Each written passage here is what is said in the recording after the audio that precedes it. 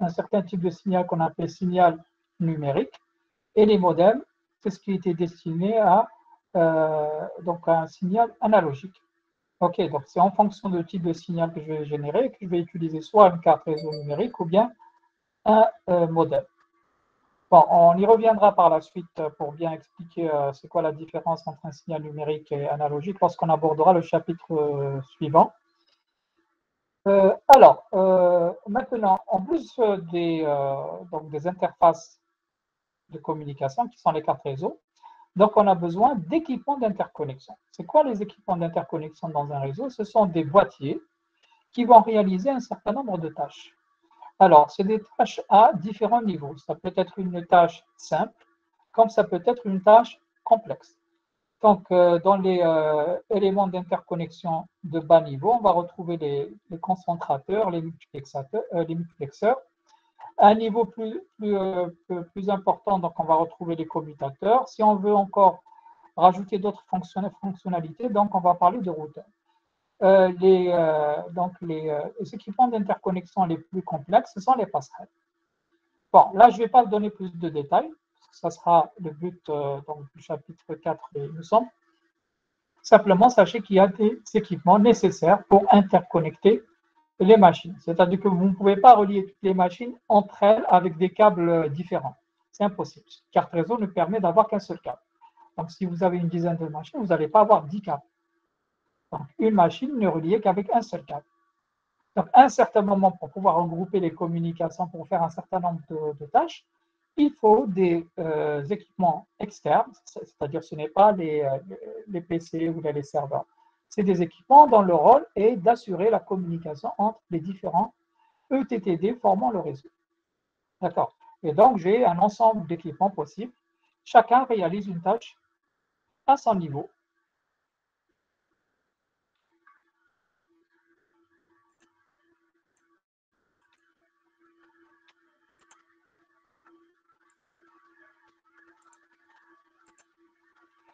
Alors, dans les liaisons qui vont relier soit les machines entre elles ou bien les machines avec ces équipements d'interconnexion, on va trouver donc des supports de communication qui peuvent être câblés ou non câblés.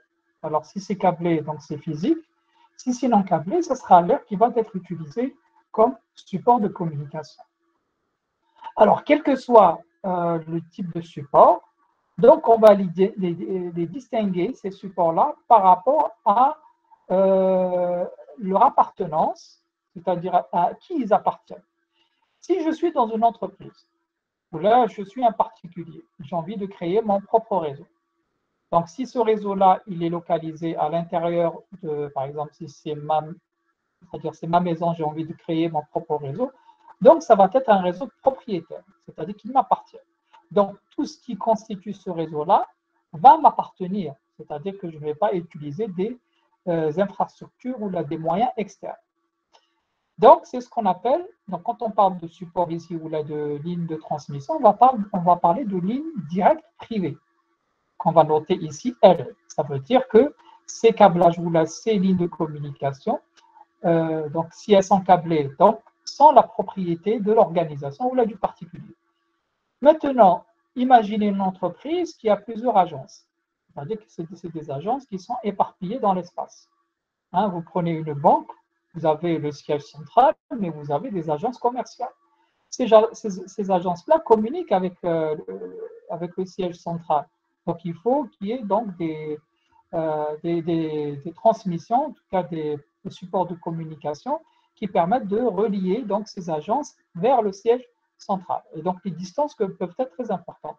Donc, je ne peux pas acheter un câble qui doit peut-être faire des kilomètres en termes de longueur pour relier mes agences. C'est impossible. Donc, techniquement, ce n'est pas possible. Si toutes les agences devaient acheter leur propre câble et trouver le moyen de le relier, ça serait un problème qui ne peut pas être résolu. Qui ne pourrait pas être résolu. Donc, qu'est-ce qu'on va faire? On va faire appel à des infrastructures publiques. C'est-à-dire, en général, c'est des sociétés de télécommunications. Donc, ça va être Algérie Télécom, ou bon, il n'y en a qu'une seule, mais dans d'autres pays, vous allez trouver plusieurs sociétés de communication qui permettent justement de vous offrir un service de communication ou de connexion entre vos agences.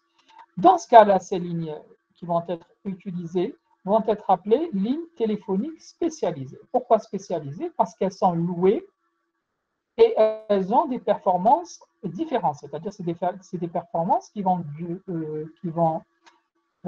dépendre de ce que vous voulez. Par exemple, vous voulez raccorder, donc on avait dit tout à l'heure, une agence avec le siège, et vous voulez avoir un débit, par exemple, de 1 giga. Donc, la société de communication, de télécommunication, va essayer donc de vous créer donc, un câble qui va déjà de l'agence vers le premier central téléphonique, qui offre déjà ce débit. Ensuite, elle vous crée une liaison permanente qui relie donc le premier central qui vous est raccordé vers le prochain ou le central qui relie justement le siège central. Donc, toujours en maintenant ce débit-là à 1 giga. Donc, elle vous offre un service par rapport à vos exigences. Donc, j'ai parlé de débit, mais on peut trouver plusieurs exigences. Ça peut être aussi une exigence de fiabilité, c'est-à-dire qu'il n'y ait pas beaucoup d'erreurs de transmission. Parce que lorsque vous avez une ligne téléphonique qui n'est pas une ligne spécialisée, donc c'est une ligne simple qu'on va appeler ligne commutée, cette ligne-là peut être sujette aux erreurs de transmission. Donc, même si elle vous offre un débit de départ qui est égal peut-être à 10 mégas ou là, mais ce débit n'est que théorique, c'est-à-dire dans la pratique, vous allez avoir moins. Donc, lorsque vous allez être abonné à une ligne spécialisée, on va faire des essais techniques pour que vous ayez réellement dans la pratique le débit que vous avez, pour lequel vous êtes abonné. Donc, il ne faudrait pas qu'il y ait un taux d'erreur très important. Donc, vous aurez le débit, un certain taux d'erreur par rapport à la fiabilité, la sécurité aussi, c'est-à-dire qu'il n'y a que vous qui allez utiliser donc, ce tronçon-là, cette liaison-là, vous n'allez pas la partager avec d'autres organismes ou d'autres particuliers. Ça, c'est pour éviter justement le hacking ou le piratage de vos données. Donc, il y a une meilleure sécurité de vos données et d'autres services. Donc, c'est ce qu'on appelle une ligne spécialisée. C'est une ligne spéciale qui a été donc choisie par rapport aux exigences du client. OK. Donc, ce n'est pas une ligne commune. Sinon, si je n'ai pas les moyens de m'acheter ou de m'abonner à cette ligne spécialisée, je vais utiliser ma ligne téléphonique commutée. C'est ce qu'on appelle la ligne commutée. Cette ligne-là, vous pouvez l'utiliser pour accorder éventuellement des sites qui sont distants. Mais la connexion n'est pas permanente. Elle est établie au besoin. Contrairement dans le cas spécialisé où la communication et la liaison, elle est permanente. C'est-à-dire que vous êtes tout le temps connecté entre les sites. Alors que la ligne téléphonique commutée vous permet simplement de vous raccorder si vous, au besoin, c'est-à-dire lorsque vous établissez la communication. C'est la même chose lorsque vous faites des appels téléphoniques. C'est-à-dire que vous n'êtes pas tout le temps raccordé à vos correspondances et lorsque vous voulez contacter quelqu'un, vous formez le numéro de téléphone. Alors que dans le cas d'une ligne spécialisée, on connaît, c'est-à-dire c'est toujours les mêmes correspondants. Donc, il n'y a pas 36 000. C'est une liaison de bout en bout. C'est-à-dire qu'il y a au bout un site, à l'autre bout un autre site. Et donc, cette liaison-là, elle est toujours établie, elle est permanente. Elle est permanente avec toujours les mêmes exigences que j'ai, pour lesquelles je me suis abonné. Ce qui n'est pas le cas avec la ligne téléphonique commutée. C'est-à-dire la ligne téléphonique commutée, à la base, elle a été utilisée pour les appels téléphoniques, mais elle peut être servie, elle peut servir aussi pour acheminer des données, des communications de données. Mais je n'ai aucune garantie par rapport au débit, ou là par rapport à la sécurité, ou là par rapport au maintien à la permanence de la connexion. Donc, ça reste un service très loin du standard que je peux obtenir avec la ligne spécialisée. Donc, les entreprises en général, lorsqu'elles veulent communiquer leurs différents sites, elles s'abonnent pour des lignes spécialisées. Par contre, si vous êtes un particulier, vous utilisez seulement votre ligne téléphonique pour vous raccorder à un autre site. Par exemple, au réseau Internet, vous utilisez votre ligne téléphonique.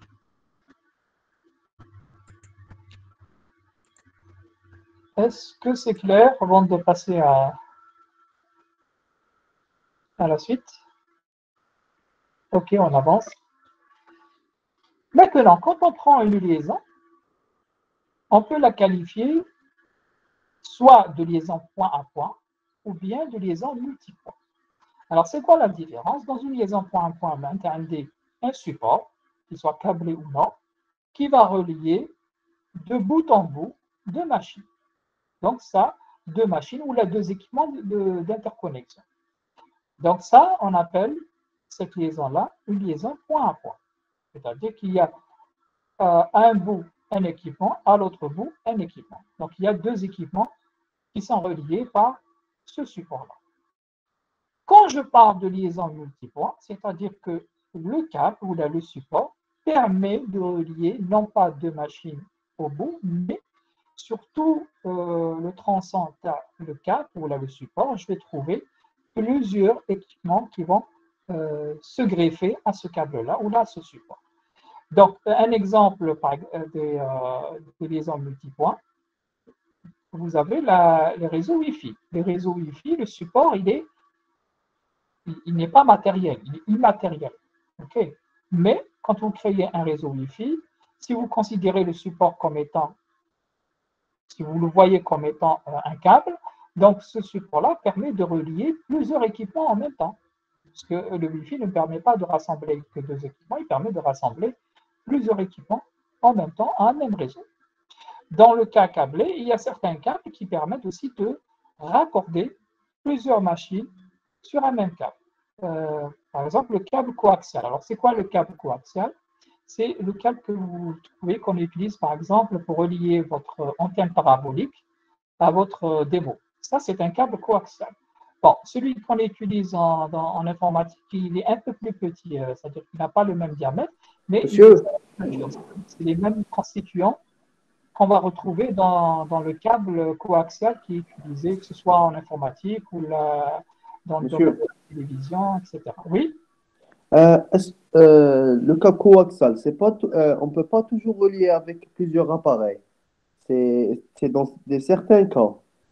Alors, le câble coaxial, il a été utilisé, donc je parle au passé, pour justement former ce qu'on appelle des topologies en bus, c'est-à-dire plusieurs équipements qui sont raccordés au même support, au même câble.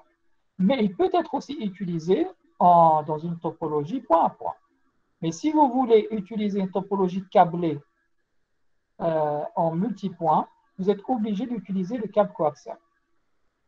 Monsieur, par exemple dans le domaine de la télésurveillance, parce que je travaille dans le domaine de la télésurveillance, généralement on travaille de point à point. On ne peut pas travailler sur un multipoint dans la télésurveillance avec un Oui, parce câble que coaxial. vous avez un câble de type paire torse AD. Donc la paire torse AD, elle est reliée forcément à un switch. Et donc là, Non, vous avez une on topologie en travaille point. on travaille avec le coaxial. Alors, le coaxial, tu peux l'utiliser en point à point. C'est-à-dire que tu vas Oui, l'utiliser pour généralement on relier l'utilise deux machines. dans un point à point. Et alors, Généralement. non, j'ai pas envie de précipiter les choses. Parce qu'on verra par la suite que ça a été abandonné. C'est-à-dire que cette topologie-là, en multipoint, en câblé, elle a été abandonnée. Ça, c'était les premiers réseaux qui ont été développés dans les années 70 et 80, mais ils ont pas mal de problèmes. C'est-à-dire que pour pouvoir partager un câble avec plusieurs machines, vous allez avoir énormément de problèmes, notamment de communication, etc. C'est-à-dire le protocole qui va assurer la communication ne va pas avoir de meilleure performance. C'est-à-dire qu'on est passé d'une topologie reliée en bus vers ce qu'on appelle actuellement les topologies en étoile. C'est-à-dire Merci, que vous monsieur. avez un câble qui est relié vers un switch ou bien vers un. Oui. Mais si j'ai envie d'avoir un multipoint, c'est ça. C'est-à-dire un multipoint, ce que vous devez retenir maintenant, c'est qu'un multipoint permet sur un support de relier plusieurs équipements. Alors, Merci, monsieur. dans le cas non câblé, ça sera l'air. Toutes les liaisons sans fil sont des liaisons multipoints. D'accord? Quand vous créez un réseau sans fil, il est forcément multipoint. C'est-à-dire que tout équipement qui va intégrer ce réseau-là sans fil, ben, il ne sera pas le seul. C'est-à-dire qu'il y aura plusieurs qui vont communiquer sur une même fréquence. C'est bon? Je ne sais pas si ça vous satisfait comme réponse. Oui, monsieur, merci. OK. Alors, maintenant, si on devait schématiser de manière un peu simpliste, c'est quoi un schéma général donc, d'un système téléinformatique? Donc, on va le représenter comme suit. Donc, imaginez que vous ayez une entreprise qui a plusieurs sites. Donc, elle a un site principal, Hawlik, ou elle a un site secondaire, il est là, ou elle a des éléments, c'est-à-dire des gens qui travaillent de chez eux, donc qui font du télétravail à partir de chez eux. Donc, pour raccorder tous ces sites-là, je vais faire appel à un certain moment au service de télécommunication, c'est-à-dire le réseau téléphonique. Donc, le réseau téléphonique, il est constitué de commutateurs-routeurs. Ce sont des équipements qui permettent d'assurer la communication et le transfert des données sur le réseau public. D'accord? Alors, je n'ai pas envie de rentrer dans le détail, comment se fait la commutation, comment se fait le routage, ce n'est pas le but. Simplement, retenez que les rangs à que j'ai appelé CM, commutateur-routeur, le rôle de c'est de trouver un chemin pour acheminer la donnée d'une source vers une destination. OK. Maintenant, si je prends chaque site à part, on dit le site principal, je vois ici, par exemple, voilà, une ligne privée en multipoint sur lequel j'ai des terminaux, j'ai un ordinateur central, c'est un serveur, et j'ai un équipement spécifique que j'appelle le frontal. Je vais expliquer c'est quoi le frontal. Et le frontal, donc, il est relié à travers un routeur vers le prochain routeur, donc qui lui appartient au réseau téléphonique à travers une ligne spécialisée. Donc, c'est la ligne spécialisée. Pourquoi ici j'ai utilisé une ligne spécialisée? Parce que mes besoins en termes de communication sont très importants. Donc, je ne peux pas me satisfaire à l'aide d'une ligne commutée comme je l'ai utilisé ici, parce que j'ai des personnes ou des agents qui font du télétravail, donc ils se connectent lorsqu'ils ont besoin de travailler grâce à leur modem, par exemple leur modem ADSL ou la modem précis, donc ils se connectent pour donc se greffer au réseau de l'entreprise et faire leurs tâches. Donc là, j'ai appelé le frontal. Donc ça, c'est ce qu'on va appeler une topologie en bus. Parce que j'ai un câble qui parcourt tous les équipements, donc j'appelle ça une topologie en bus. Certains, je vois une extension de mon réseau où je vais utiliser un équipement d'interconnexion que j'appelle concentrateur. Là, il me permet de greffer plusieurs machines à ce concentrateur. Et là, j'appelle ça une topologie en étoile. OK, donc c'est un réseau local ici, en étoile, qui est relié à ce réseau-là, qui est en bus. Alors, les lignes que je vais utiliser ici, les câblages, ça pourrait être un câblé ou non câblé, hein, ce n'est pas le plus important, mais tous les équipements qui sont utilisés dans ce site-là sont des équipements ou des infrastructures propriétaires, c'est-à-dire qu'ils appartiennent à l'entreprise. On ne me les a pas donnés, c'est-à-dire c'est moi qui ai acheté le câblage, c'est moi qui ai acheté les connectiques et j'ai tout installé à l'intérieur. Donc, tout ça, c'est ma propriété. À part la ligne spécialisée qui ne m'appartient pas. C'est-à-dire cette liaison-là, je l'ai louée. Pourquoi je l'ai louée? Pour qu'elle me permette l'interconnexion avec les autres sites. Donc là, j'ai un site, par exemple, qui contient un ordinateur central, un serveur, qui est lui aussi relié à un frontal de communication, le même que celui-là, à travers. Donc, et le routeur permet la liaison avec le réseau de télécommunication. Là aussi, j'ai utilisé une ligne spécialisée. Pourquoi? Parce que j'ai besoin de garder une liaison permanente avec le serveur soit tout le temps disponible. Et comme c'est un serveur, donc il reçoit des requêtes, donc il faudrait que le débit soit plus important et qu'il soit permanent. Okay, c'est pour ça que là, j'ai fait un abonnement d'une ligne spécialisée.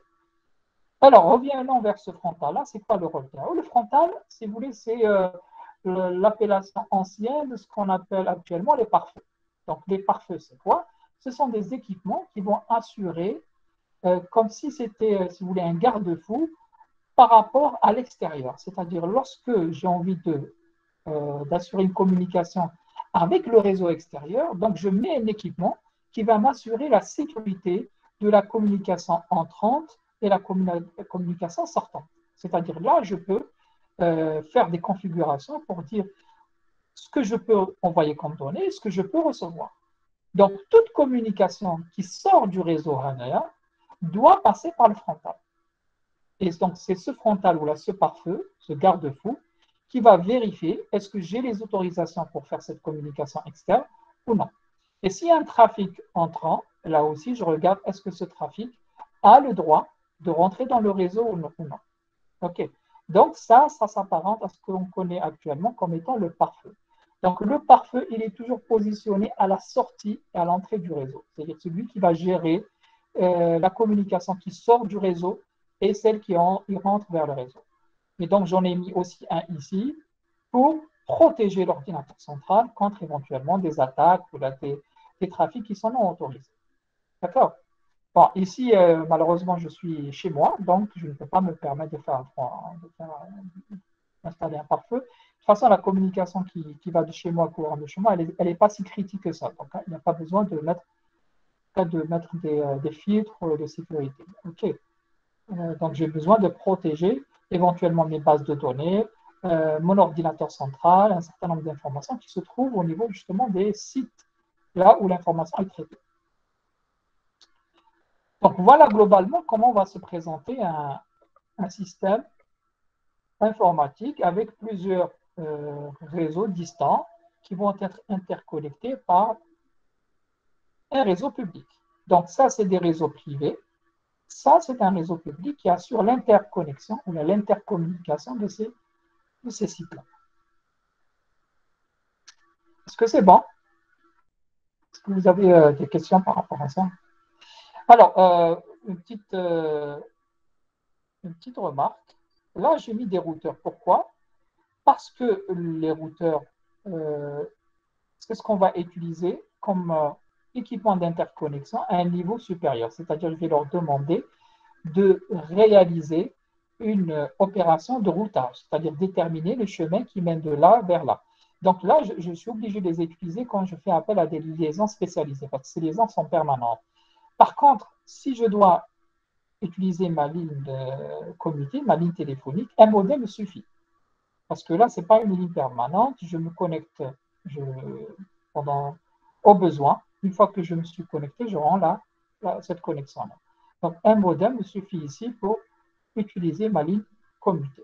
Je n'ai pas besoin d'utiliser un routeur. J'aurais pu utiliser un routeur, mais le modem suffit.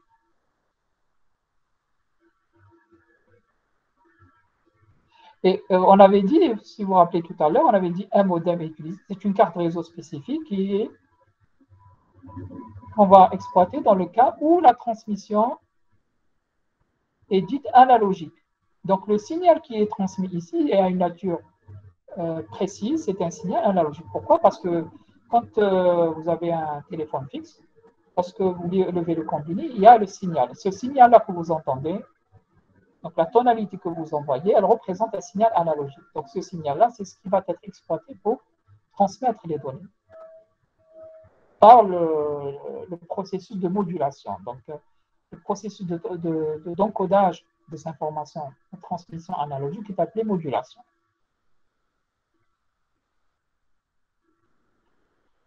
Alors, on vient de parler de réseaux locaux, plutôt de réseaux, et spécifiquement de réseaux locaux.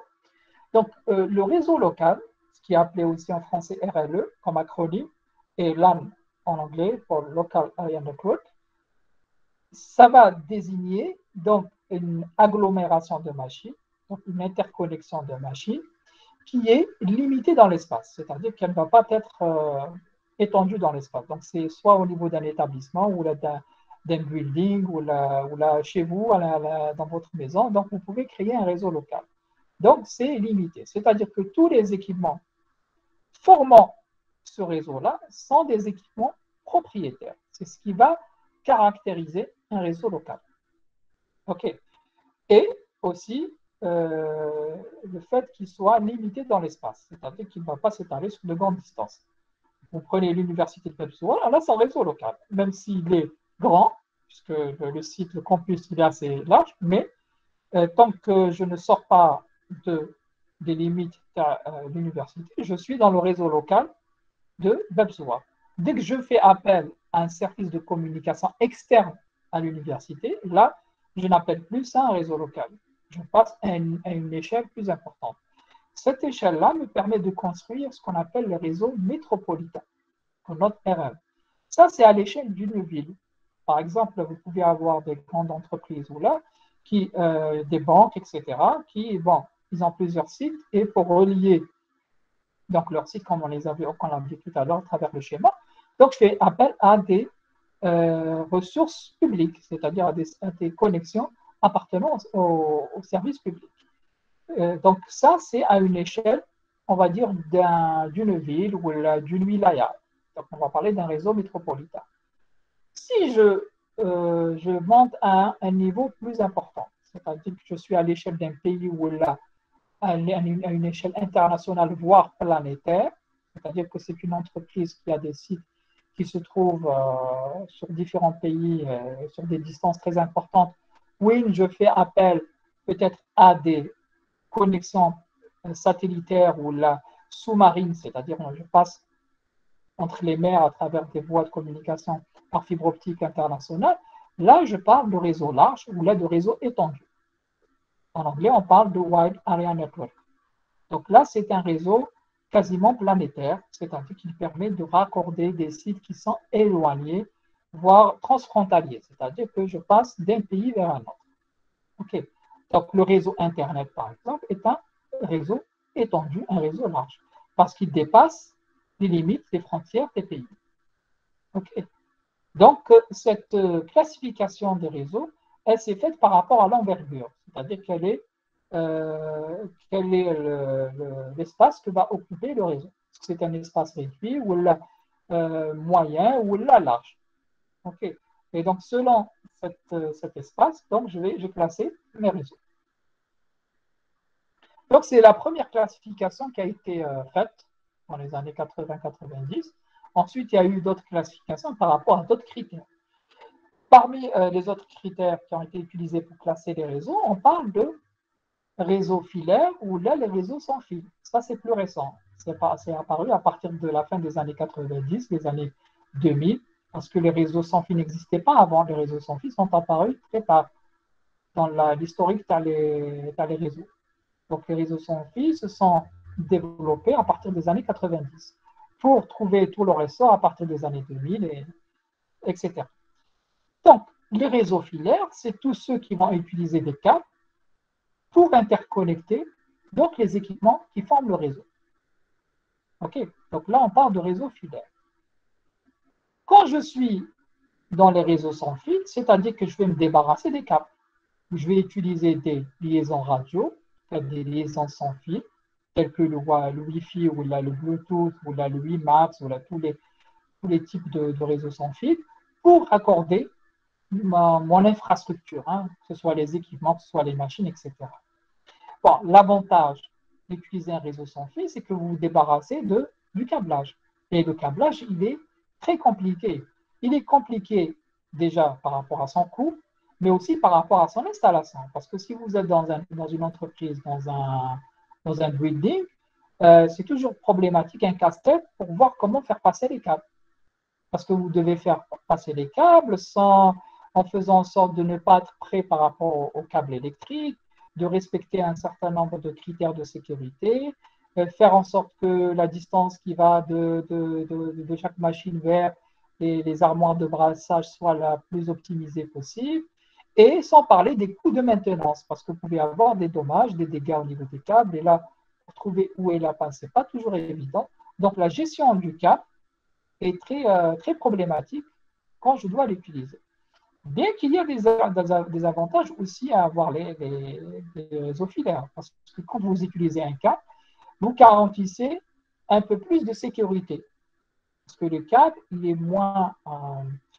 moins sujet aux attaques physiques, aux hacking physiques, que le sans fil. On y reviendra par la suite.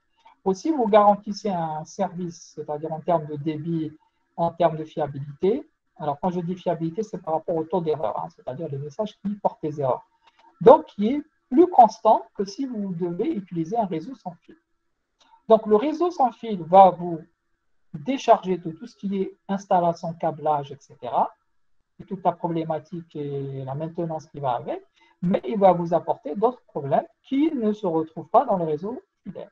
Donc, c'est toujours des compromis à trouver entre la première solution ou la deuxième, selon les besoins il est clair que le sans-fil va être plus sujet au piratage que le réseau filaire, parce qu'il sera accessible à tout le monde.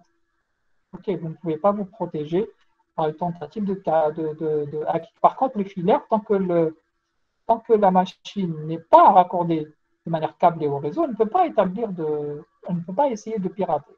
Il faut qu'elle soit raccordée au réseau par moyen câblé. Ok, ce qui n'est pas le cas du réseau sans fil. Parce que le réseau sans fil est ouvert. On avait parlé tout à l'heure de liaison multipoint. Donc multipoint pour tout le monde. Donc si quelqu'un arrive à déchiffrer les clés de cryptage, il peut intégrer votre réseau et éventuellement attaquer vos systèmes informatiques.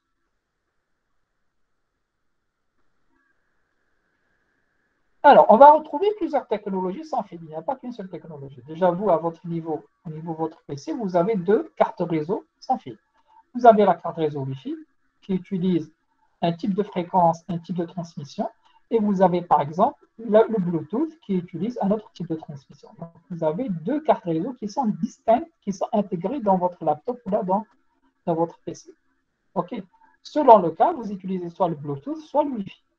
Alors, le Bluetooth, il a, par exemple, une portée très limitée, de l'ordre de 6 mètres jusqu'à maximum. Il ne peut pas porter plus loin. Par contre, le Wi-Fi, il a une portée plus large, avec un signal plus robuste contre les erreurs. Donc, il peut aller jusqu'à 100 mètres. Donc, ce n'est pas pour les mêmes connexions que je vais les utiliser. Aussi, la consommation énergétique n'est pas la même. Par exemple, si vous avez un téléphone portable, si vous activez le Wi-Fi, votre batterie va s'épuiser plus rapidement que si vous utilisez le Bluetooth. Parce que la nature du signal qui est généré n'est pas la même. Lorsque vous voulez connecter avec le Bluetooth, les transmissions radio qui sont utilisées donc pour transmettre, par exemple, à travers les satellites ou là, à travers toutes les communications qui sont faites à travers les grandes antennes avec paraboliques que vous pouvez voir, par exemple, pour la transmission du signal radio ou le signal télévision. Donc, ça, c'est des transmissions à longue portée, et donc qui vont aussi consommer beaucoup d'énergie parce que le signal, il est plus important. Le signal, il a une plus grande portée que dans les cas précédents. Donc, il n'y a pas qu'un seul réseau sans fil. Vous allez trouver plusieurs réseaux sans fil, hein, en fonction des besoins, en fonction de l'application qui va tourner, en fonction du signal que vous voulez transporter. Et donc, dans les réseaux sans fil, là aussi, on va classer. Pourquoi on va classer entre les réseaux mobiles et les réseaux fixes. Un réseau sans fil n'est pas forcément mobile. Ça ne veut pas dire que vous n'avez pas de câble, que vous autorisez la mobilité. Vous pouvez avoir un PC, vous pouvez lui brancher par exemple une carte Wi-Fi, mais ça ne fait pas de ce PC un équipement mobile. Pourquoi?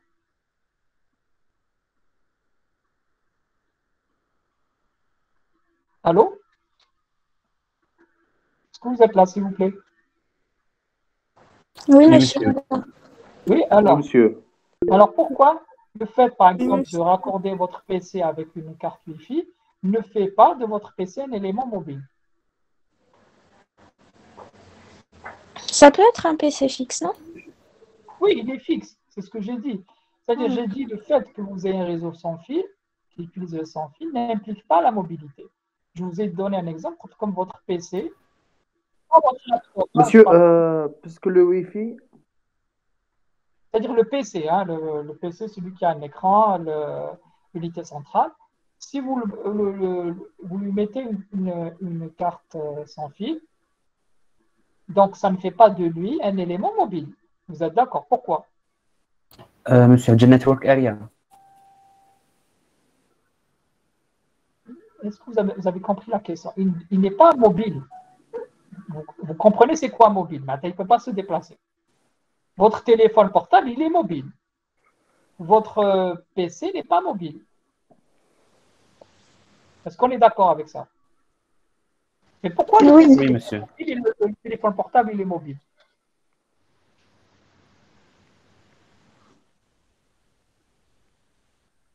pouvez transporter votre portable là où vous voulez, vous ne pouvez pas transporter votre PC. Bon, déjà la taille, monsieur. OK. Et supposons que vous êtes assez forte et vous pouvez transporter votre PC là où vous voulez. Monsieur réseau de téléphone par satellite.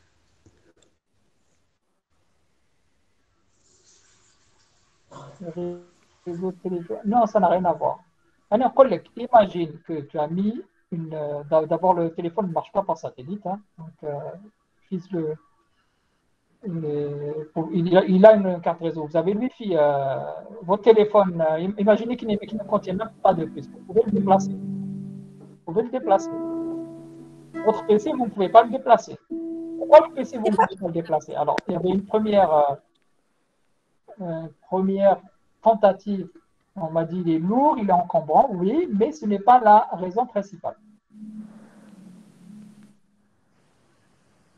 C'est pas pratique, monsieur, parce que si on doit déplacer le PC, on doit aussi déplacer l'unité centrale et tous les...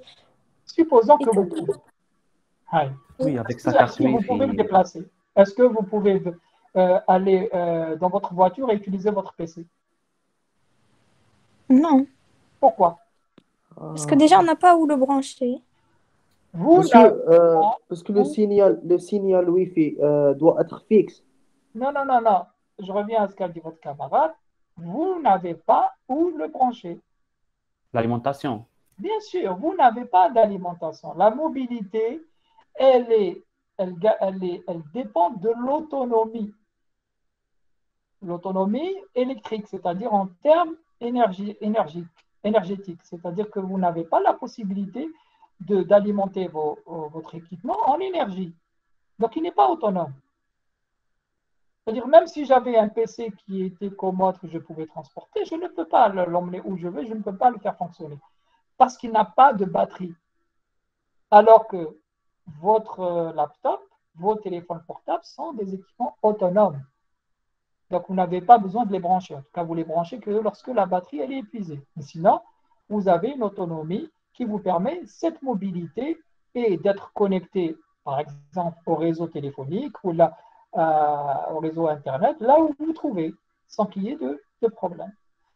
Donc, la mobilité, elle est contrainte par le sans-fil, mais elle est contrainte aussi par rapport à la possibilité d'être alimentée, c'est-à-dire d'avoir une source énergétique qui est intégrée dans l'équipement. Ce que je ne retrouve pas dans la plupart des gros équipements, les serveurs, etc. Et donc, c'est des équipements de facto qui sont fixes, qui ne peuvent pas être mobiles. Déjà par rapport à l'encombrement, le poids, mais aussi par rapport à l'alimentation énergétique. C'est clair? Oui, monsieur. OK. Oui. Donc, dans les réseaux mobiles, donc on vient d'expliquer qu'est-ce qui conditionne la mobilité. Donc, c'est l'autonomie en termes d'énergie et le sans-fil. Je vais retrouver aussi plusieurs types de réseaux. Parmi les réseaux qui ont vu le jour, c'est les premiers réseaux qui ont vu le jour, c'est les réseaux cellulaires. Et donc, les réseaux cellulaires, c'est les réseaux de communication GSM. C'est le réseau de GESI, c'est le réseau de Eurido, c'est le réseau de Mobilis. Ça, c'est des réseaux cellulaires. Comment sont élaborés ou construits ces réseaux-là, quand on les appelle réseaux cellulaires? Par un ensemble de cellules, de zones qu'on appelle cellules. Donc, je vais aller directement sur le schéma pour que vous compreniez cette architecture. C'est que vous, lorsque vous vous trouvez quelque part avec votre téléphone portable, si vous avez le signal, c'est que vous n'êtes pas loin d'une antenne qui appartient au service auquel vous êtes abonné, soit Jay-Z, soit Orido.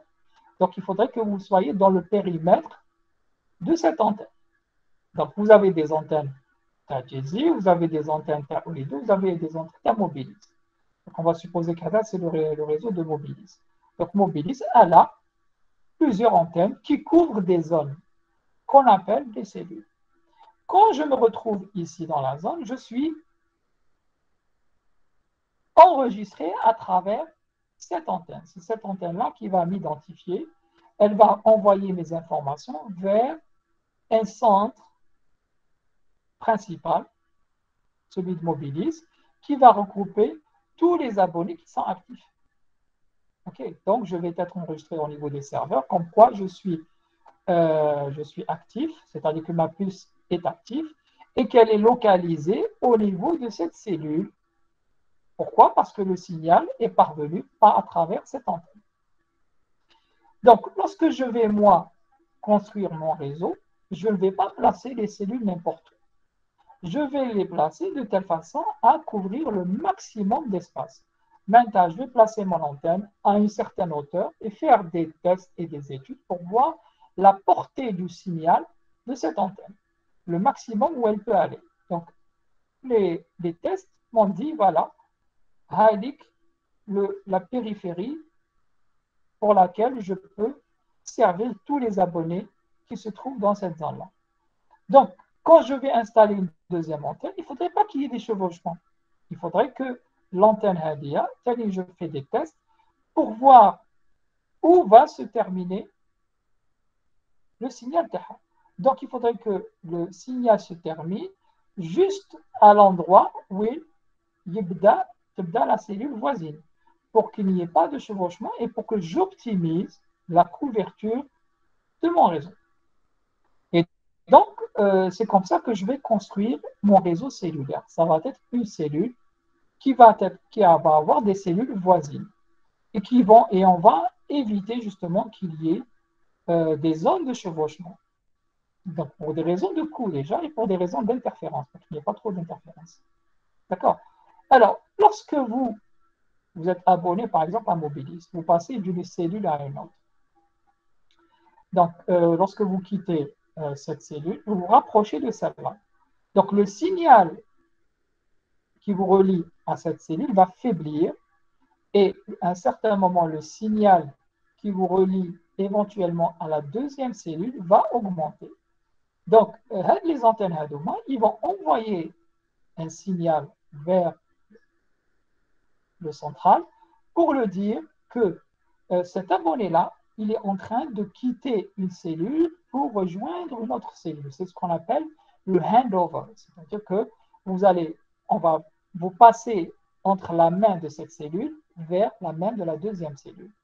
Donc, vos informations vont être modifiées sans que vous le sachiez. C'est-à-dire que maintenant, on va vous localiser non pas au niveau de cette cellule, mais au niveau de la seconde cellule à partir de la détection de votre signal. Parce qu'une fois que vous arrivez là, place. Donc, on sait que maintenant, vous allez être balancé sur la deuxième cellule et non pas sur la première, là où vous êtes. OK. C'est pour ça que lorsque vous faites un appel téléphonique, que vous circulez en voiture, donc il n'y a jamais de coupure. Parce que ce processus de handover se fait de manière automatique, de manière transparente, sans que vous le sachiez. Quand est-ce qu'il y a rupture de la communication? C'est lorsque vous sortez complètement de la cellule et qu'il n'y ait pas de cellule voisine qui vous prenne en charge. Là, vous perdez complètement la communication, ou là, vous perdez ce qu'on appelle le champ. OK? Parce que, quels que soient les réseaux téléphoniques, ils n'ont pas une couverture à 100%. Donc, il ne va pas t'installer une antenne dans une région où il n'y a personne. C'est-à-dire que quand vous prenez l'autoroute, des fois, vous perdez le champ. Pourquoi? Parce que s'il mettait une antenne, il la met pour qui? Il ne va pas la mettre pour les automobilistes. Il faut qu'il l'installe pour des gens qui sont résidents dans la région. Donc, s'il n'y a pas de gens résidents dans la région, il n'y a pas réellement d'intérêt à installer une antenne. Donc, les antennes sont installées de telle façon à garantir au moins une connectivité aux personnes résidant dans les alentours. OK, donc c'est une couverture qui est partielle, ce n'est pas une couverture totale. Est-ce que c'est clair? Oui. Une petite question, s'il vous plaît. Oui. Pourquoi c'est important de placer l'antenne à une place haute? Pourquoi? Parce que c'est aussi par rapport à la portée du signal. Plus vous la placez à une certaine hauteur et aussi pour éviter aussi les atténuations du signal. Il ne faudrait pas que le signal soit trop perturbé. Il ne faudrait pas qu'il y ait une autre antenne à côté, un autre opérateur. Sinon, vous allez avoir des interférences. Donc, il faut faire des études techniques par rapport aux interférences. Il ne faut pas qu'il y ait d'autres signaux qui vont interférer avec le vôtre. Il faut que le truc soit dégagé, c'est-à-dire qu'il n'y ait pas d'obstacles, très peu d'obstacles, qu'il n'y ait pas des immeubles ou une montagne ou Donc, il faudrait que vous la placez à un endroit assez dégagé, à une certaine hauteur, pour que le signal puisse porter à une distance maximale. Voilà. C'est comme le Wi-Fi aussi. Chez vous, les chambres avec dans certaines chambres, donc le Wi-Fi va arriver atténué. Vous comprenez? Donc, le signal en fil, il est atténué par les obstacles et par les signaux aussi électriques.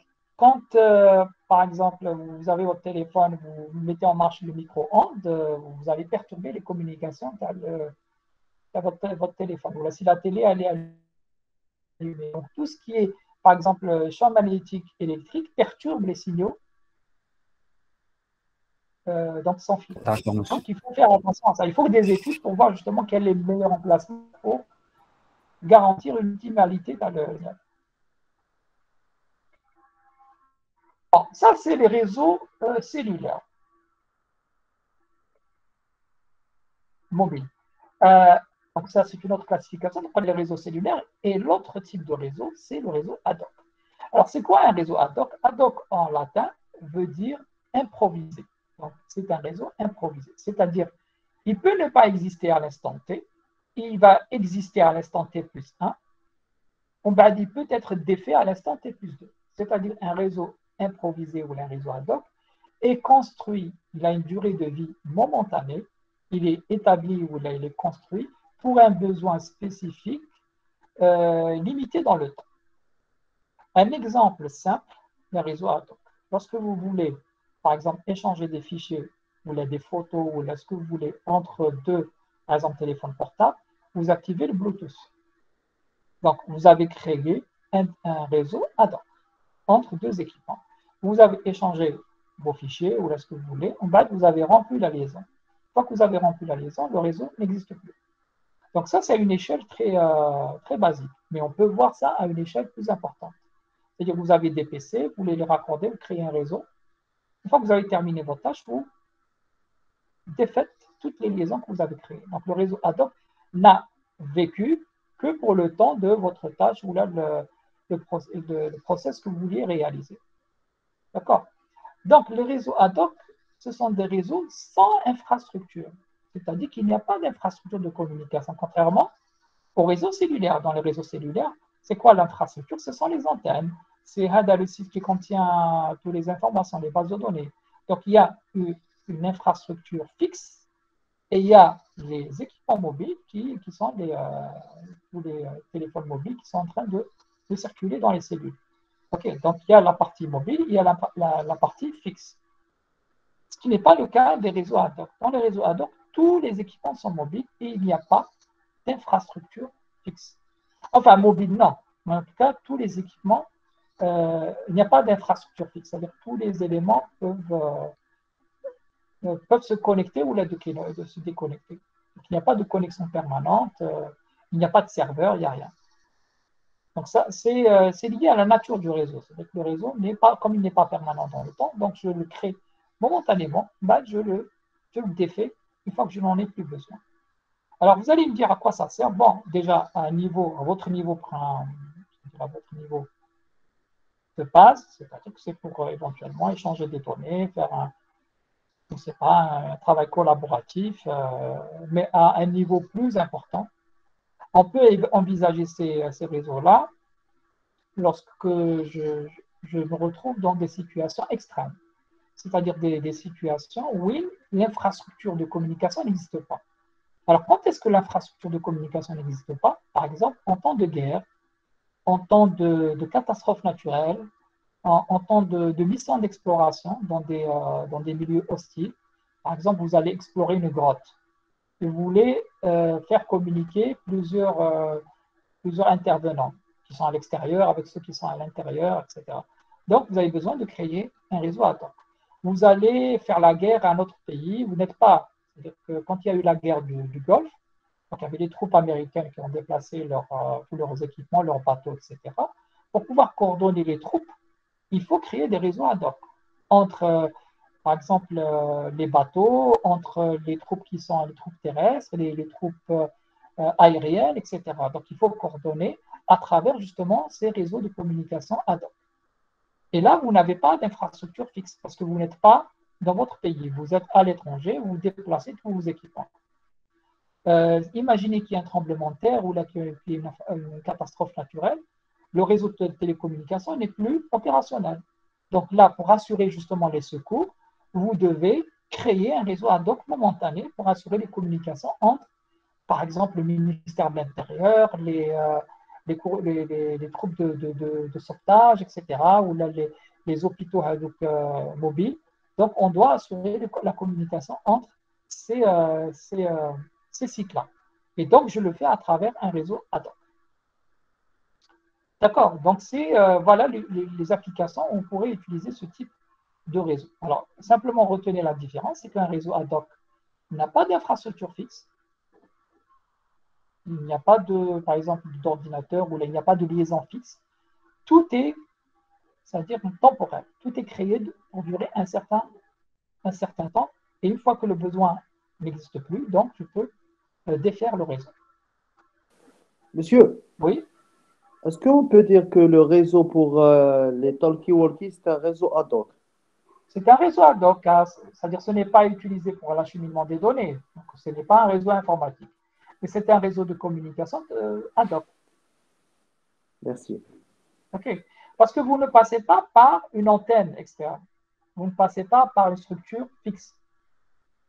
Si vous faites un appel, par exemple, en utilisant votre GSM, votre téléphone portable, ce n'est pas un appel par un réseau ad hoc, c'est un appel par un réseau fixe. C'est-à-dire, à un certain moment, vous allez passer par des antennes, par des serveurs, etc. Par contre, les talkie-walkie, non, vous ne passez pas par un réseau de communication. Vous faites simplement raccorder des équipements entre eux. Même si l'exemple que vous donnez n'est pas réellement apparenté à un réseau informatique. Parce que les données, ce n'est pas des données informatiques, mais c'est plutôt de la communication vocale qui est échangée.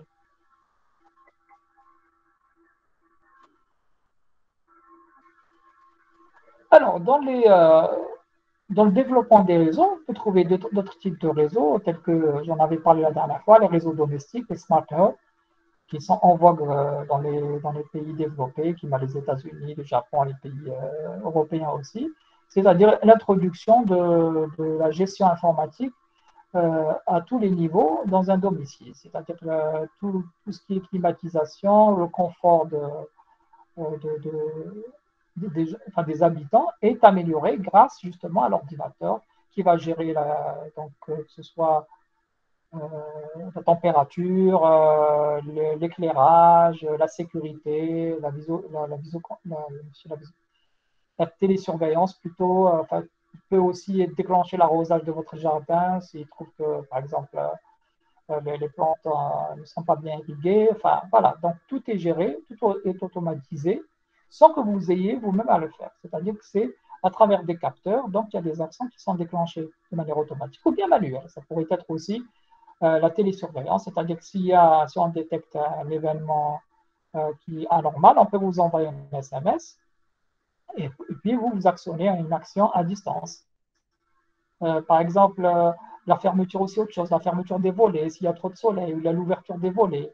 Donc, au lieu que vous le fassiez vous-même, c'est géré par ordinateur. La gestion des achats, c'est-à-dire au lieu de faire la liste, ouais, il sait ce qu'il y a dans votre frigo, il dit voilà, vous devez acheter des œufs, etc. Donc, on peut imaginer donc l'ordinateur qui nous supplée pour un certain nombre de tâches, en tout cas pour nous informer et faciliter justement la gestion du domicile.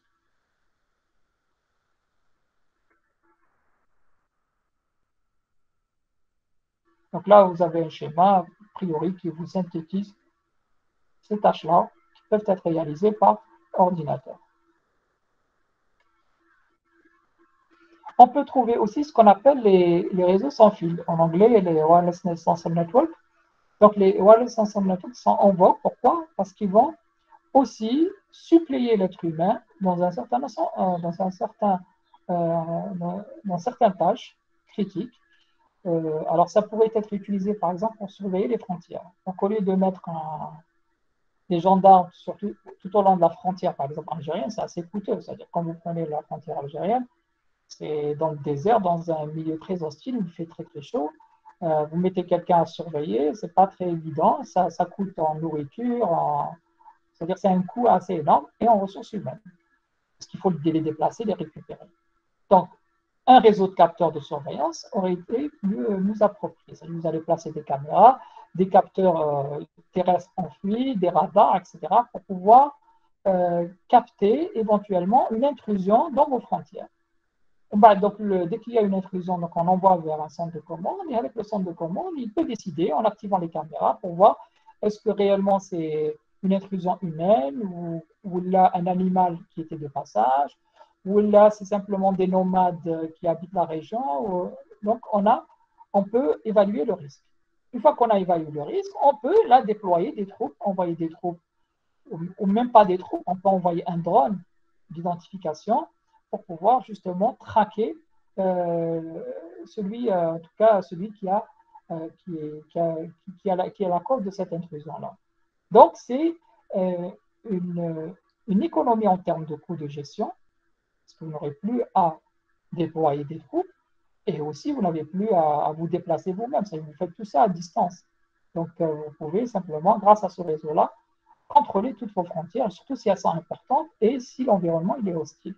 On peut aussi avoir des réseaux sans fil, des réseaux de capteurs, pardon, dans le domaine de l'agriculture, c'est-à-dire au lieu d'avoir l'agriculteur qui va se déplacer lui-même dans un champ qui peut être sur un espace très important pour voir s'il n'y a pas des parasites, si la terre elle est irriguée, ou s'il n'y a pas un début d'incendie, ou tous les facteurs qu'il faut observer lorsqu'on a, par exemple, on cultive du blé ou une autre ressource. Donc, je peux placer moi-même des capteurs qui captent un certain nombre de grandeurs physiques, qui est la température, l'humidité au niveau du sol, est-ce qu'il y a, par exemple, je peux aussi détecter la présence de parasites, s'il y a un départ de feu, enfin, un ensemble de paramètres importants. Ces paramètres-là sont envoyés grâce à un réseau sans fil vers un centre de commande, vers une ferme, ça peut être à l'échelle d'une ferme, par exemple, et la décision, par exemple, d'irriguer, de lancer des soupapes d'irrigation peut être faite de manière manuelle ou automatique, car c'est le système qui va déclencher l'irrigation dès qu'il constate qu'il y a, par exemple, que le sol est devenu assez sec. Ou là, s'il y a un départ d'incendie, automatiquement, peut-être qu'il y a des bouches qui permettent justement d'arroser pour éteindre cet incendie-là. Donc là, je n'ai plus besoin d'engager des gens pour faire justement la surveillance de mon champ.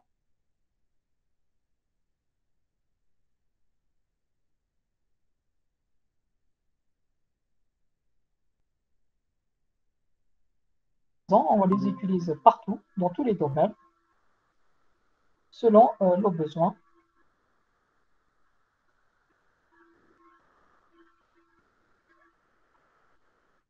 Voilà, donc ça c'est une illustration. Donc vous avez des capteurs qui vont capturer des événements, des grandeurs physiques, qui vont envoyer ces événements-là vers un centre de décision qui peut être très distant. Et c'est ce centre-là, qui peut agir de manière automatique ou manuelle, qui va actionner un certain nombre d'actionneurs pour répondre aux événements qui ont été reçus. Est-ce que c'est clair? Oui, monsieur. Ok, on avance. Alors, maintenant, on va s'intéresser. Monsieur, c'est le temps, non? Non, on fait 1h30, s'il vous plaît. Donc, je ne sais pas si on vous a averti, mais les séances à distance, c'est 1h30. Ce n'est pas 1 heure. Hein, sinon, on ne terminera jamais le programme. Hein. Donc, sachez-le. Hein, donc, ce n'est pas. Oui, parce qu'on n'a rien reçu. Soyez logiques hein, dans votre tête. Hein, je suis un emploi des temps, tel présentiel. Présentiel, oui, on peut comprendre. Parce que là, on fait déjà 2 heures pour la section. Mais pour la distance, à distance, on ne peut pas faire 1 heure. C'est impossible de faire 1 heure. Ça, de toute façon, on s'était mis d'accord avec le chef de département, c'est 1h30. Donc, on vous a donné avec l'emploi du temps, c'est simplement par rapport au présentiel. Mais l'emploi du temps à distance, lui, pour tous les cours, c'est 1h30, ce n'est pas 1 heure. D'accord. Hier, j'ai fait 1 heure exceptionnellement, pour ne pas trop vous encombrer la tête, mais là, je suis obligé d'avancer. Sachant qu'il y a une semaine, la première semaine où on n'a pas fait cours, donc on est assez en retard. Ok, c'est clair? Oui. D'accord, on avance s'il vous plaît. Alors là, on va s'intéresser aux constituants matériels d'un réseau local. Donc tout à l'heure, j'avais explicité un certain nombre d'éléments.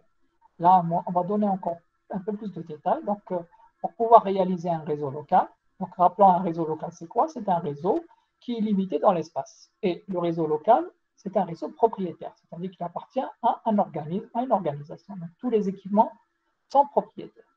Donc, pour interconnecter mes machines, j'ai besoin forcément d'interfacer mes ordinateurs avec des cartes réseau.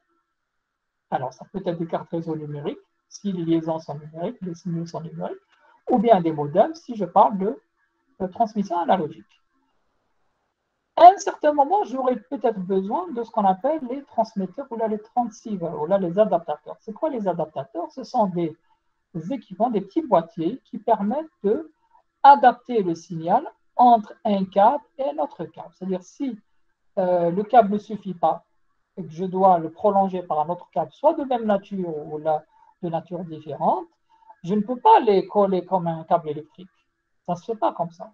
Il faut un petit boîtier qui permet de raccorder le premier segment vers le deuxième segment. Donc, ce sont des adaptateurs de câbles qui permettent de traduire les signaux qui sont récupérés d'un premier segment vers des signaux qui pourraient être différents à basculer sur le deuxième segment. J'aurais peut-être besoin de prises, donc les prises murales. Donc, ça permet de raccorder, par exemple, son câble directement sur la prise et d'éviter que les câbles soient suspendus. Donc, c'est pour un meilleur confort et une meilleure ergonomie. Donc, ça, c'est le terme, pour qu'il n'y ait pas déjà aussi de sécurité aussi. J'aurais besoin peut-être de câbles si mon réseau est câblé et j'aurais peut-être à utiliser des équipements d'interconnexion. Donc, à l'échelle d'un réseau local, en général, les réseaux d'interconnexion qui sont les plus utilisés, c'est soit les switches, soit les hubs. On les appelle les concentrateurs. Donc, avec les hubs et les switches, ils permettent d'interconnecter les machines entre elles. Un hub, c'est quoi un hub en français? Ça veut dire que toutes les communications doivent passer par cet équipement central. C'est un équipement qui va se trouver au centre du réseau et qui va concentrer les communications. C'est pour ça qu'on les appelle les concentrateurs. Alors, quelques illustrations. Donc, on a parlé de cartes réseau. Et la dernière fois, je vous ai dit que les cartes réseau ne sont pas les mêmes. Selon le type de signal que vous allez générer, vous allez avoir besoin d'un câble, d'une carte réseau adaptée à ce signal et à ce câble. Là, par exemple, on a une carte réseau qui est destinée à ce qu'on appelle la paire torsadée. Alors, le câble en paire torsadée, c'est la même famille des câbles que vous utilisez pour votre téléphone. C'est-à-dire le câble qui relie votre téléphone fixe, c'est un câble en paire torsadée. Donc, on a ce même type de câble qui est utilisé en informatique. Et donc, on a le connecteur NIAN qui est adapté par rapport aussi à ce type de câble et à ce type de connecteur en paire torsadée. OK, donc les cartes réseau, si j'ai envie de raccorder mon PC avec un câble en paire torsadée, je dois acheter la carte réseau qui va avec. Si j'ai envie de relier, par exemple, par le Wi-Fi, j'achète une carte réseau Wi-Fi. Si j'ai envie d'utiliser de la fibre optique, je vais donc acheter une carte réseau avec un connecteur en fibre optique. Ça, c'est une carte réseau ancienne, donc qui permettait de relier à travers ce connecteur-là, que je pointe avec la souris, avec le câble coaxial. Donc, on avait dit le câble coaxial, c'est le même type de câble qui permet de relier votre antenne parabolique vers le démon. Donc, avec un connecteur UHF ou la VHF. Donc, on permettait justement de raccorder le câble vers une carte réseau. Donc, ça, c'est les anciennes. Hein. Donc, le câble coaxial est quasiment très peu utilisé de nos jours. Hein. L'adaptateur, le transceiver, c'est un adaptateur de segments, de câbles. Lorsque, par exemple, je dois changer de nature de câble ou la cible, même si c'est le même câble, et que le segment n'est pas assez lent pour atteindre la machine destinataire, je suis obligé de raccorder les deux segments avec un adaptateur. Par exemple, cet adaptateur-là que je pointe avec la souris, il permet de raccorder un segment en paire torsadée. Là, je vois le connecteur qui ressemble à celui-là, avec le connecteur à la fibre optique. Donc, à l'intérieur de ce petit boîtier, je vais faire la transcription des signaux lumineux optiques vers des signaux électriques adaptés au câble opère torsade et inversement. D'accord? Donc, c'est réalisé par ce petit boîtier. Là, c'est des prises. Donc, c'est des prises murables donc, qui sont destinées pour la paire torsadée. Donc, voilà comment elles se présentent. On peut aussi avoir des prises pour la fibre optique.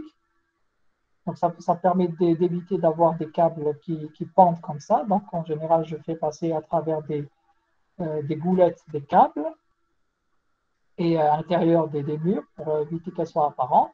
Et là où j'ai besoin de raccorder mes machines, j'installe les prises. Alors, les câbles, on a ça peut-être de différents types. Et donc, en fonction du type du câble, vous avez un connecteur qui est adapté au câble et à la carte réseau. Oui. Est-ce que le câble torsadé a une portée plus longue que la portée du coaxial? Alors, le câble torsadé, chaque câble a ses propres caractéristiques. Le câble torsadé, en fonction des catégories, parce que même même quand je ne dis pas paire torsadée, il n'y a pas qu'un seul câble paire torsadée. Vous avez plusieurs catégories de paire torsadée, mais en général, la paire torsadée ne peut pas aller au-delà de 100 mètres. C'est le maximum. La fibre optique, elle peut aller, là aussi, il n'y a pas qu'un seul câble en fibre optique, il y en a plusieurs, donc ça peut aller de quelques kilomètres jusqu'à des milliers de kilomètres. Vous avez des câbles en fibre optique qui traversent la Méditerranée ou là, qui traversent les océans. Donc, vous pouvez aller sur des milliers de kilomètres. Donc, si vous voulez envoyer un signal sur de très très longues distances, il est clair qu'il faut utiliser la fibre optique. Donc, chaque type de câble, il a ses propres caractéristiques physiques. Et quelque part, elle est intéressante votre question parce que le choix du câble dépend aussi de l'envergure du réseau que vous voulez obtenir. Si, par exemple, si vous utilisez un segment, la distance maximale, par exemple, pour une paire torsadée, c'est 100 mètres. Si la distance elle est supérieure, il faudra réamplifier le signal. Parce que le signal, il est atténué. Pourquoi c'est 100 mètres? Parce que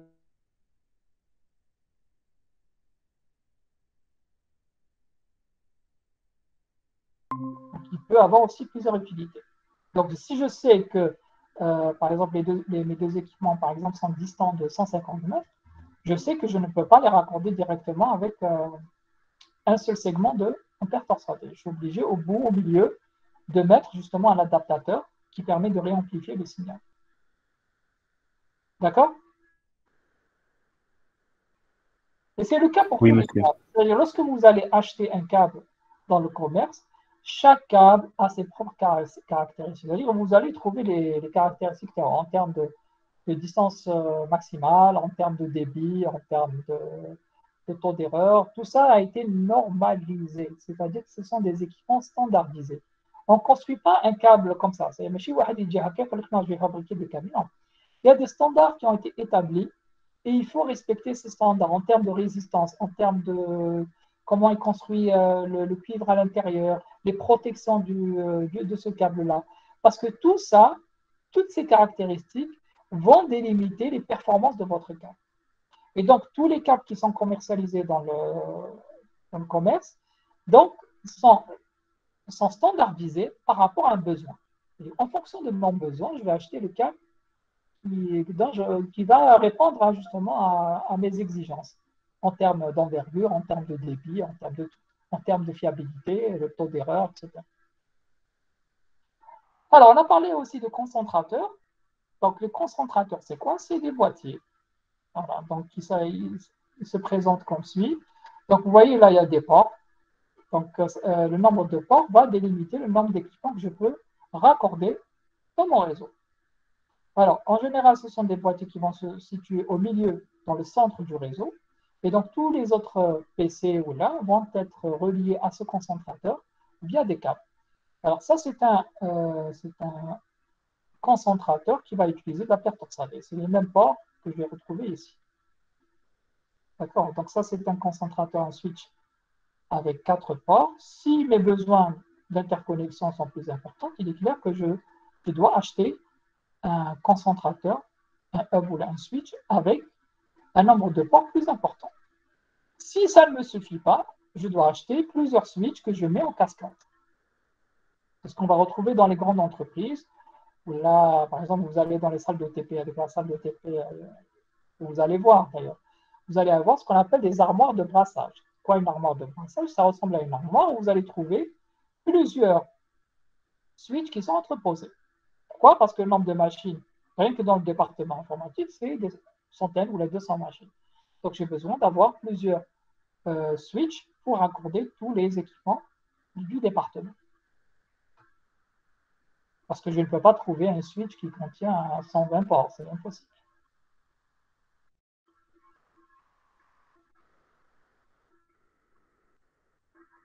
Est-ce qu'il y a des questions par rapport à ça? Ok, on avance. Alors, tout à l'heure, j'avais parlé de topologie. Donc, on va là s'intéresser à cette histoire de topologie. Mais avant, on va définir c'est quoi le concept de topologie. Donc, il y a la topologie physique, il y a la topologie logique. D'abord, en ce qui concerne la topologie physique. Donc, la topologie physique va désigner la façon dont sont interconnectés les équipements dans un réseau. C'est-à-dire la façon physique, la manière physique de l'interconnexion des équipements dans un réseau. La première topologie qui a vu le jour, lorsqu'on a construit le premier réseau, c'était une topologie en bus, topologie physique en bus. Donc, on en a donné tout à l'heure une illustration. Là, vous avez un schéma concret de ce qui était le premier réseau en bus qui était utilisé dans les années 80 et 70. Donc, on avait un câble coaxial. Ce câble-là parcourait tout mon réseau et les machines se greffaient grâce à des boîtiers sur ce réseau qui utilise un câble coaxial. Et j'avais un certain nombre de dispositifs que j'utilisais, notamment les bouchons, au niveau des extrémités de mon câble. Ça, c'est pour des caractéristiques électriques. Mais moi, ce qui m'intéresse ici, c'est cette topologie.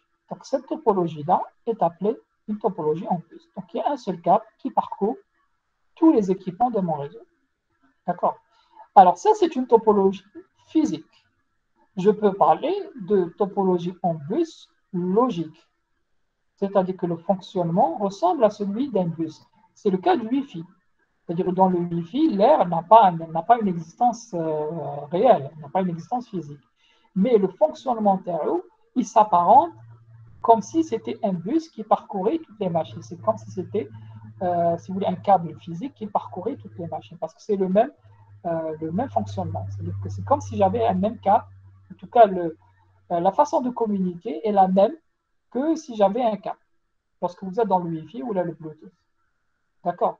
Mais là, comme ce n'est pas physique, on parle de topologie en bus logique. D'accord? C'est-à-dire que physiquement, ce n'est pas réellement un bus, mais logiquement, dans le fonctionnement, ça ressemble à celui d'un bus physique.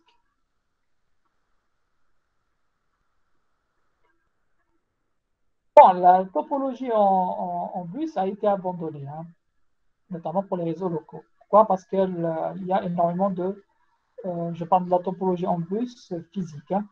Donc, elle a été remplacée par la topologie en étoile parce que ça apportait plus de confort et plus de performance, notamment. Donc, dans la topologie en étoile, vous aurez besoin forcément d'utiliser un équipement d'interconnexion qui est le concentrateur, soit des hubs, soit des switches. Donc, le concentrateur qu'on a, c'est un équipement central auquel va se greffer tous les équipements. Donc, ça forme une étoile, quelque part. Donc, c'est pour ça qu'on l'appelle topologie en étoile. OK? Maintenant, je peux toujours mixer entre une topologie en étoile et une topologie en bus. Ça, même de nos jours, on le fait hein, dans certaines entreprises. C'est-à-dire que si vous avez énormément de machines, vous pouvez raccorder, par exemple, au niveau d'une pièce ou d'une salle, tous les équipements par un hub ou un switch, et les salles entre elles, vous les raccordez à travers un câble coaxial, parce que les switches peuvent être aussi peuvent se greffer au câble coaxial, au bus,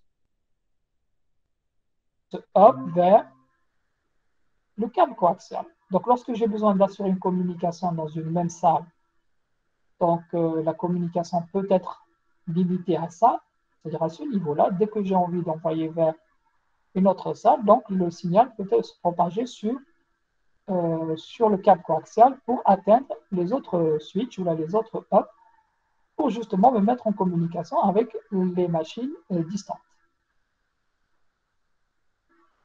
Donc ça, c'est une combinaison d'une topologie en plus avec une topologie en étoile.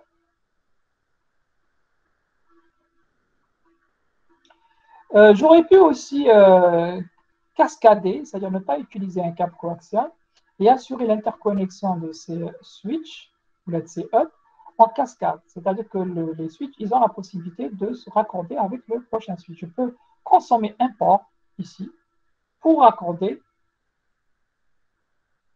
raccorder avec un autre switch. Alors, le problème, c'est que vous aurez un port de moins.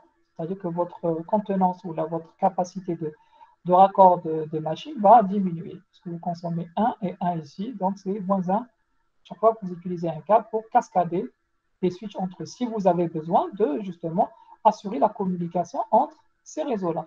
Alors, si les réseaux Hadoma n'ont pas besoin de communiquer entre eux, je ne les raccorde pas. Et si je veux créer un réseau global, il est clair que je dois faire communiquer ces switches entre eux.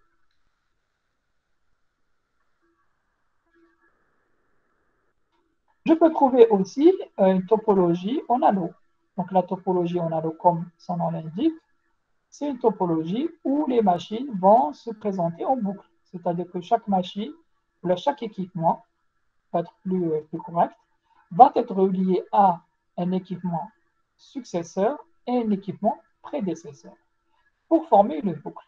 Et donc le signal dans ce type de topologie circule de manière dans un sens, en général horaire. C'est-à-dire que c'est toujours dans le sens hadaya. J'en vais dans les deux sens. Soit vous choisissez hadaya, le sens anti-horaire, ou là le sens horaire. D'accord?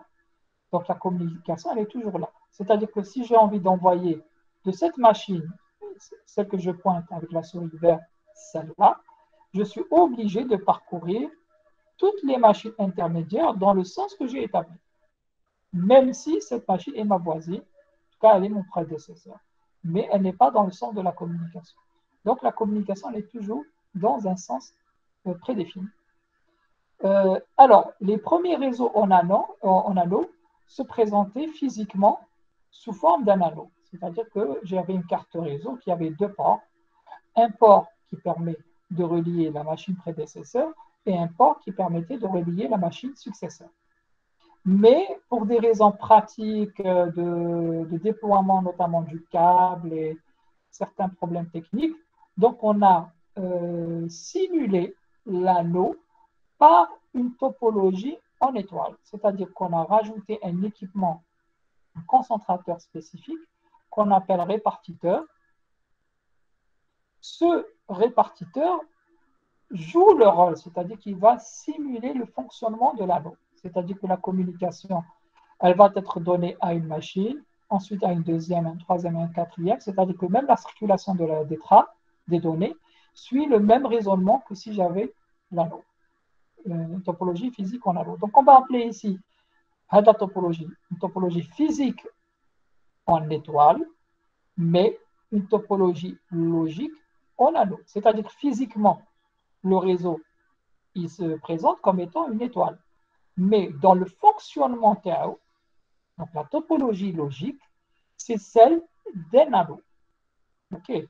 Donc c'est pour ça qu'il faut faire la distinction entre topologie logique et physique. Physique, c'est l'apparence visuelle physique, c'est-à-dire comment sont interconnectés les équipements avec le câblage. La topologie logique, c'est comment fonctionne le réseau. D'accord? Donc je peux avoir une topologie physique d'un genre, une topologie logique d'un autre genre. Là, vous en avez un exemple. Maintenant, je peux construire différents types de topologies selon mes besoins. Donc, je peux avoir des topologies hiérarchiques, maillées, etc. Mais disons que celles qu'on a vues, c'est celles qui sont les plus usitées dans le domaine informatique. Donc, en général, vous trouvez soit le bus, soit Et typiquement, vous trouvez le plus c'est en étoile, et très rarement l'anneau. Dans certains réseaux, on peut trouver l'anneau. Est-ce que c'est clair? Est-ce qu'on vient de terminer? Est-ce que vous avez des questions? Est-ce que vous avez des questions? Alors, petite remarque, s'il vous plaît, pour le cours en présentiel. Donc, se pose le problème des listes. Je ne sais pas si les listes sont établies, parce que si les listes ne sont pas établies, je ne vois pas comment on peut faire du présentiel. On n'a rien reçu pour l'instant. Et voilà, donc parce que quand on vous a divisé en deux groupes, donc on ne sait pas qui est le groupe. On ne sait pas qui réellement fait partie de la section, puisque là, on a agi de manière on a devancé les choses en croyant que toute la section A de l'année dernière va être... Mais ce n'est pas sûr parce qu'il y a une répartition qui va se faire.